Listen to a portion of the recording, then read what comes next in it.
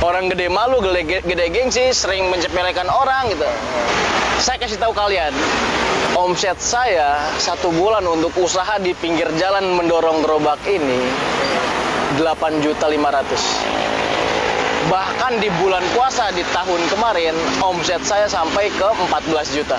Sampai orang tua bilang, begitu beliau tahu gitu, hasil saya usaha ini sekian, dibanding saya kerja sebelum-sebelumnya sekian, beliau sampai bilang, begini sampai lu